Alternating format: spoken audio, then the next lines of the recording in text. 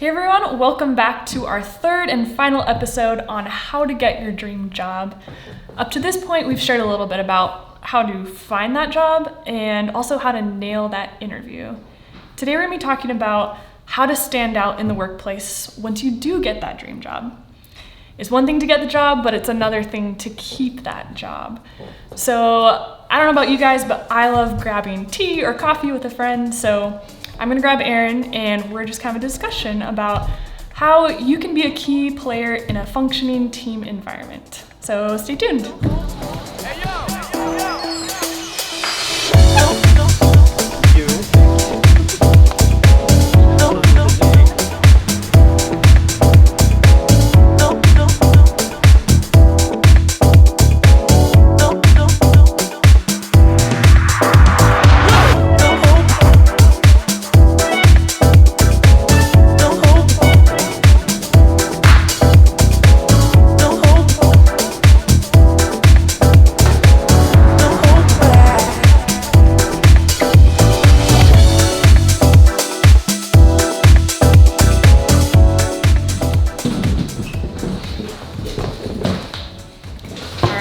We got our tea, we're ready to chat.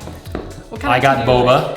Boba, nice. And I don't see a big fat straw, so I'm guessing you didn't get get boba. I like ginger tea, so. To each their own? I got ginger tea. She's hot, I'm cold today. So before we get started, first thing that we kind of want to shed some light on is what we mean by standing out in the workplace. What we don't mean is like being the most talented person in the room. Or the loudest. Or the loudest in the room, yeah. What we believe in is what are the unique attributes and strengths that you can bring to the culture of the business. And I think you hit something key, which is culture. And I think a lot of people overlook the fact that culture is something that is so important in the synergy and how a business functions well. And so we put a strong emphasis on our culture. Yeah. And I think a key part of it is like collaborating, working together, contributing, being able to challenge each other. So every business is different, but culture is so important. And what can you bring and add value to that culture? Yeah. I mean, you're spending over 40 hours a week with these people. So it's really important that each person is a good fit for the team environment. You got to get along with them, right? Yeah. You don't have to be best friends, but it helps when you guys are friendly with each other. Yeah. And fortunately for us, I think we're all pretty good friends here at Farm. So, pretty good. Yeah. Pretty cheers. good. Cheers. I'll cheers to that. So the meat of what we're going to talk about today is soft skills as opposed to hard skills. And what we mean by that is hard skills are those sort of teachable attributes like being able to design a logo, Do a page layout. work on computer programs, stuff like that. Oftentimes things that are taught in school. Really. Yes. Yep. Whereas soft skills are things like communication and getting along with others. Things that aren't taught in school. Maybe. Most universities don't teach this. Yeah. So today we're going to be talking about like what are some of those soft skills that you can bring to a team environment that are just as important as the hard skills that you learn when you're in school. So I think a good place to start is to remember that your internship is a constant interview. It doesn't just end when you have that first interview with the employer. Every day that you come in is a chance to prove your value and your worth in the workplace. Yeah, essentially you're being interviewed every time you step in. And so I'm evaluating if you would be a good fit after you graduate, because actually probably majority of the staff here at Farm Design actually started as an intern. Yeah. You started as an intern and it segued into our full time. So you've been here over 3 years. And so I think we want to see if you fit the process, and I'm investing time into nurturing you and guiding you through that process. So it makes a lot of sense for when you graduate that I can hire you because you've already been caught up to speed. Whereas if I have to hire someone new, then I have to train them from the beginning. Yeah. So it is a constant interview.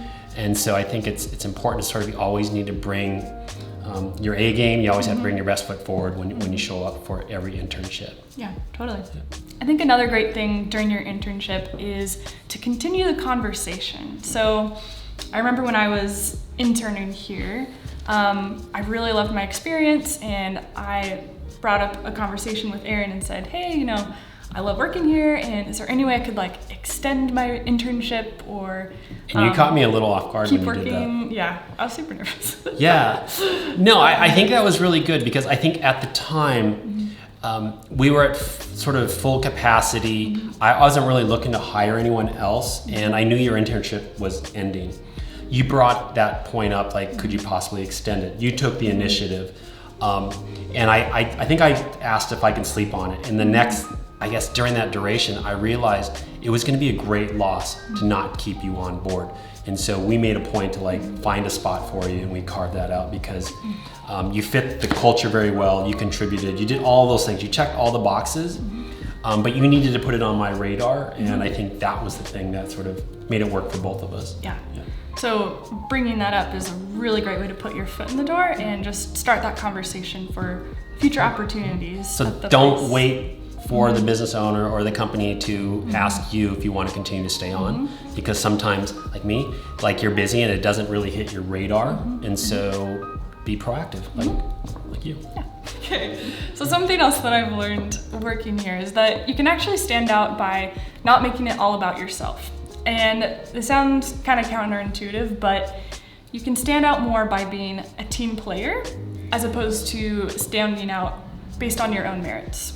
So being able to collaborate and work together and show what you can create collectively as a team is more impressive than just anything that you could do on your own. And it's your contribution to every project, and helping and assisting other creatives in the office is really important.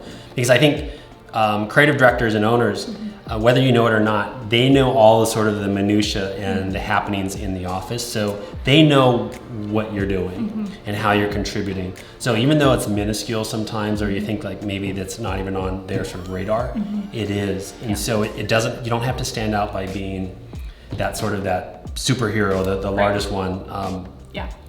But just contributing. Yeah. And as an example, I think there's a lot of times where, I might design a logo that'll work on someone else's packaging, or someone will design an illustration that's beautiful that I think could work on my packaging or mood board or whatever I'm working on.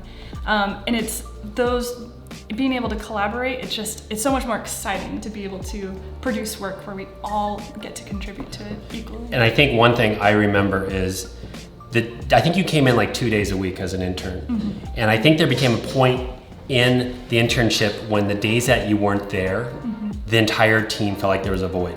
So that's when you knew you made an impact. And so, yeah, and it wasn't because you were the loudest or the greatest designer. You just always stepped in and you were willing to contribute regardless of what we asked of you. And I think that's something really important when you are an intern, is to be very proactive in all of your efforts and ask, how can I help? So one thing I noticed when you were an intern is that you always came with sort of a smile on your face and a lot of enthusiasm, and it's something that was actually really infectious. I'm just wondering, where did you get that from? Was it something that, did it take effort? Is that something you focused on? Yeah, I think it's kind of just a reaction I had. Like, I remember when I worked here a few days a week as an intern, and every time I drove into the parking structure, I literally felt my stomach drop because I was so nervous and like anxious for the day and hoping that I would impress and just bring everything that I got to the workplace that day.